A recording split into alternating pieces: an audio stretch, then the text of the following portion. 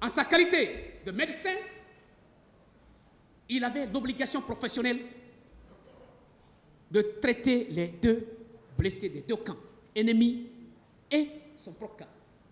C'est la déontologie qui l'exige.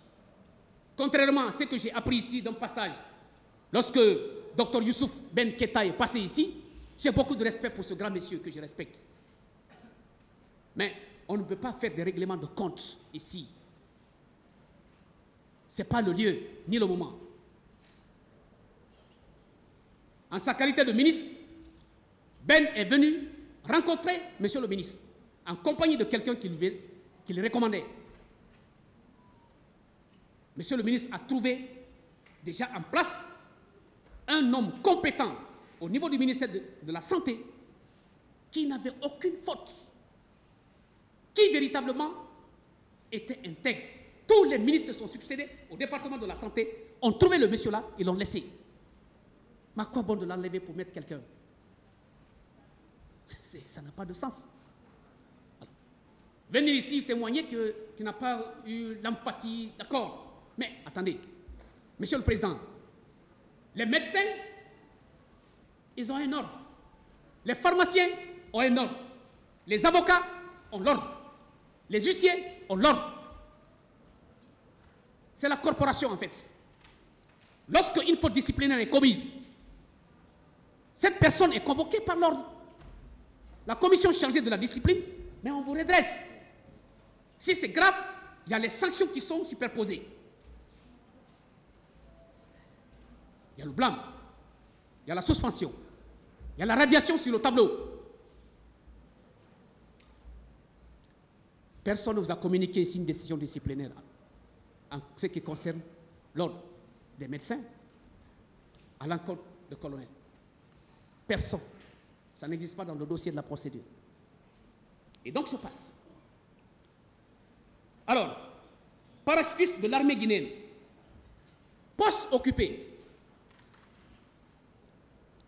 médecin-chef du bataillon autonome de la présidence, la BASP, médecin-chef de l'antenne médico-chirurgicale, parachutiste du bataillon autonome des troupes aéroportiers, BATA, médecin-chef du bataillon spécial de Conakry, BSC, Camp Alpha Yaya Diallo, médecin-chef de l'hôpital militaire du bataillon du quartier général, BQG, Camp Samoura, chef de division technique et scientifique de la direction générale du service de santé des armées. Monsieur le Président, tout ce temps-là, c'est à l'époque de feu général Lansana Conté, avant l'arrivée du CNDD.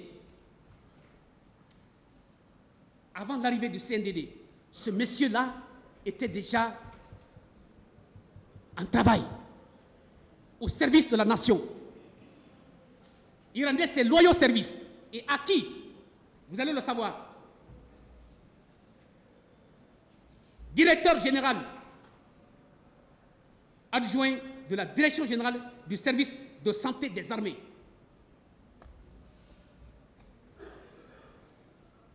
À cette place, il fut nommé directeur général du service de santé des armées.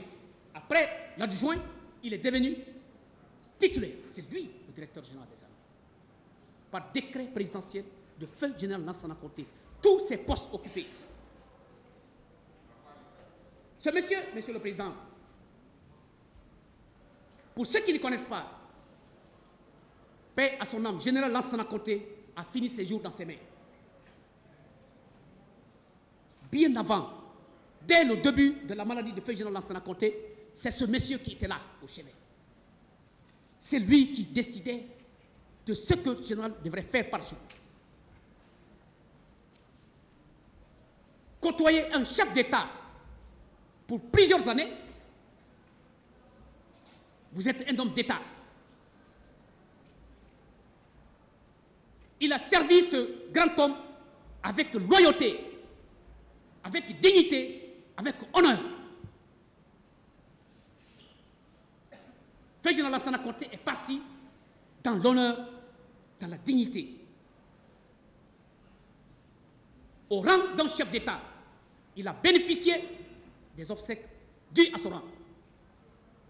Ce monsieur, il est en part à remercier.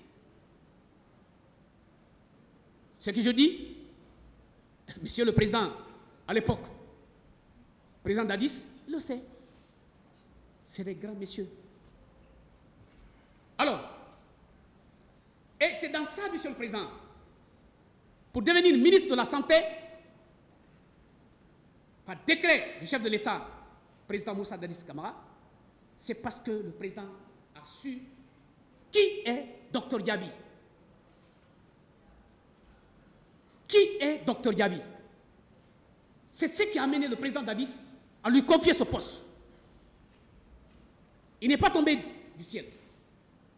Ce n'est pas un fruit du hasard.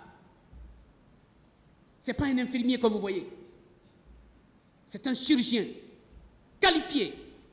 Et en Guinée, je mets quiconque au défi. S'il y en a, ils ne sont pas plus de 3 qui peuvent, lui, montrer la chirurgie. On a des chirurgiens ici qui n'ont pas de, qui ne travaillent pas. Ils se promènent dans les petites cliniques de la place. Ils savent. Il a été choisi parce qu'il le mérite. Il a été choisi parce qu'il est capable d'assumer cette fonction. C'est ce qu'il a fait.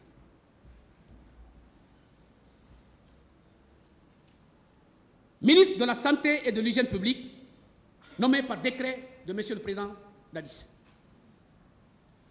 Le sommet. C'est après tout ce parcours, le président Dadis a estimé lui confier le poste du département de la santé. Ce n'est pas une erreur. C'est dû à sa compétence. L'homme qu'il faut à la place qu'il faut.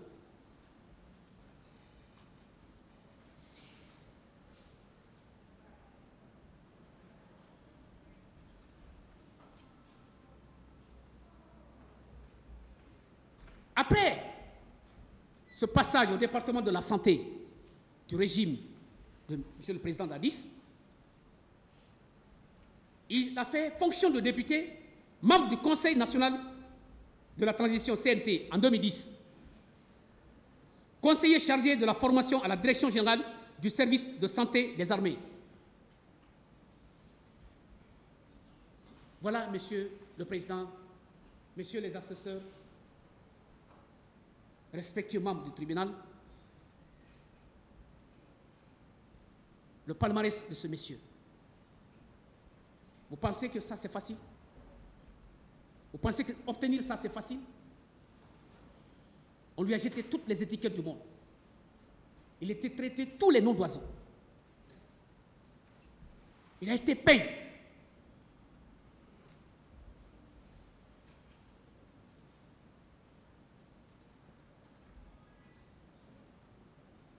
Monsieur le Président, Monsieur le ministre de la Santé à l'époque, colonel Abdoulaye Chérif Diaby,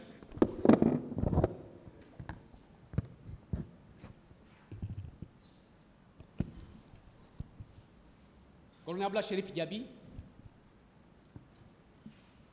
il ne mérite pas ça.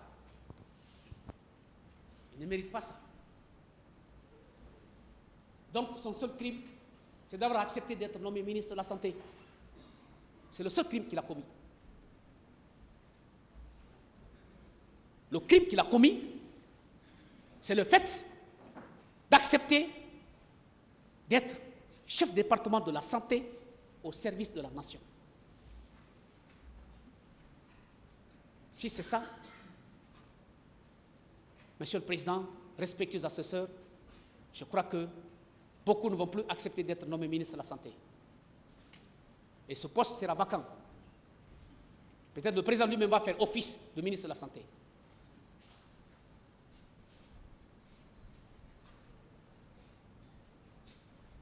Donc, Monsieur le Président, la question de réqualification dont, n'est-ce pas, brandit comme un trophée de guerre les deux camps, partie civile et surtout le représentant du ministère public, c'est une question qui n'a pas sa raison d'être. On vous a beau lire ici des jurisprudences, ça ne colle pas, Monsieur le Président. Ça ne colle absolument pas. Ça ne colle absolument pas.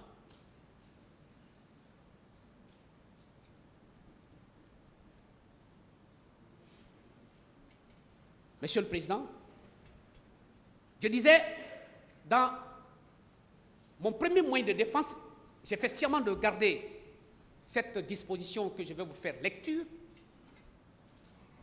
Lorsque vous allez l'accueillir, la prescription de l'action publique pour ces deux infractions précédentes que j'ai citées, veuillez appliquer l'article 6 du Code de procédure pénale, juste la première phrase, qui dispose « Une action civile ne peut être engagée après l'expiration du délai de prescription de l'action publique. »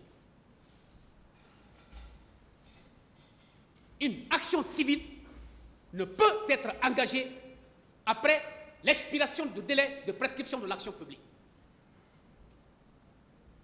Lorsque je vous ai fait lecture du 4e alinéa de l'article 3 du Code de procédure pénale, vous comprendrez aisément que les infractions causes et blessures volontaires, non-assistance à personne en danger, que ces infractions, en dépit même de toucher le fond de ces infractions-là, vous devrez les écarter purement et simplement parce qu'il y a prescription.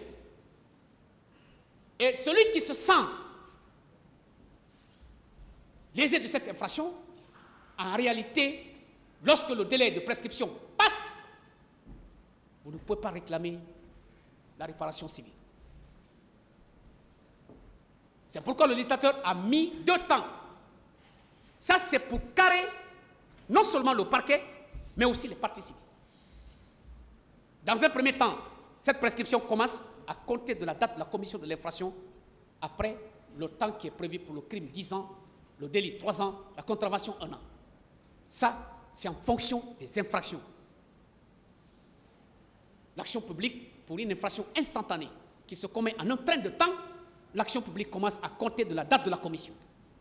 Si c'est un autre type d'infraction, telle que l'infraction successive continue, c'est le jour où l'activité de l'auteur cesse que l'action publique commence. Nous ne sommes pas dans ce cadre-là. Je parle de l'alinéa 4 de cette disposition. À compter du dernier acte d'instruction posé, l'action publique commence, court, à compter du dernier acte, de la date du dernier acte posé. L'ordonnance de renvoi du 29 décembre 2017 constitue le dernier acte d'instruction dans cette affaire.